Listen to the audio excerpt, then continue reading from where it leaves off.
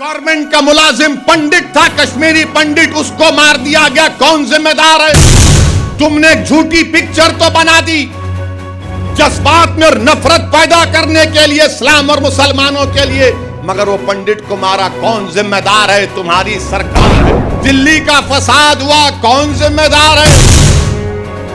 गाय के नाम पर पीटा गया, कौन जिम्मेदार है? दाढ़ी के नाम पर मारा गया, कौन जिम्मेदार है? सर पर टोपी पहनने पर मारा गया। हाफिज जुनैद को चलती हुई ट्रेन में मारा गया, कौन जिम्मेदार है? सेंधवा में 12 घरों को तोड़ दिया गया, कौन जिम्मेदार है? मध्य प्रदेश खरगोन में 22 घरों को तोड़ दिया गया, कौन जिम्मेदार है? राजस्थान के खैरोली में फसाद हुआ, कौन जिम्मेदार है? और 8 साल का जश्न मना रहे हैं। मेरे अजीज दोस्तों और बुजुर्गों, मैं आपसे अपील कर रहा था, बता रहा था कि मुल्क में जो हालात हैं वो आप सब जानते हैं, मुझसे बेहतर आप जानते हैं। आज प्रधानमंत्री, देश के वजीर आजम, दिल्ली के बादशाह अपनी हुकूमत के 8 साल के मुकम्मल होने पर बड़े बड़े बातें आज किए हैं।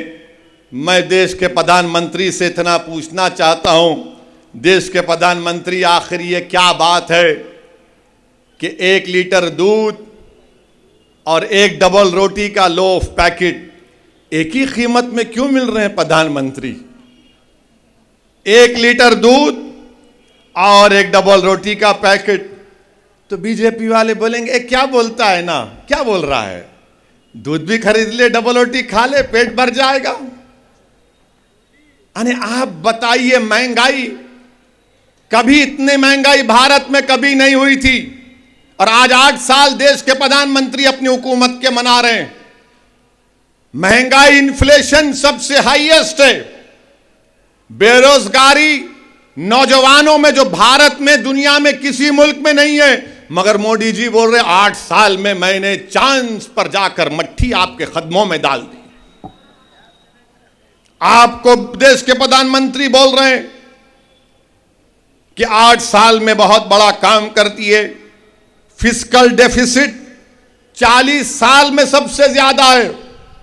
रिटेल इन्फ्लेशन 20 साल में सबसे ज्यादा है।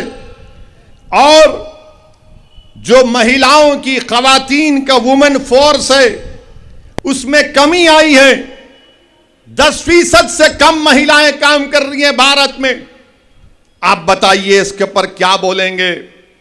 मेरे अजीज दोस्तों और बुजुर्गों, 8 साल का जश्न बीजेपी मना रही है, तो क्या यह बात सच नहीं है कि भारत के फॉरेन रिजर्व जो 640 बिलियन डॉलर से 595 बिलियन डॉलर्स पर आ गए? कौन जिम्मेदार है इसका? FIIs, फॉरेन इन्वेस्टमेंट इन्वेस्टर्स 22% से 19% पे आ गए इंडियन स्टॉक्स के। कौन जिम्मेदार है इसका? इखलाक को मारा गया, कौन जिम्मेदार है? पीलू खान को मारा गया, कौन जिम्मेदार है? रगबर को मारा गया, कौन जिम्मेदार है? दिल्ली का फसाद हुआ, कौन जिम्मेदार है? गाय के नाम पर पीटा गया, कौन जिम्मेदार है? दाढ़ी के नाम पर मारा गया, कौन जिम्मेदार है? सर पर टोपी पहनने पर मारा गया। हाफिज जुनैद को चलती हुई ट्रेन में मारा गया, कौन जिम्मेदार है? सेंधवा में 12 घरों को तोड़ दिया गया, कौन जिम्मेदार है?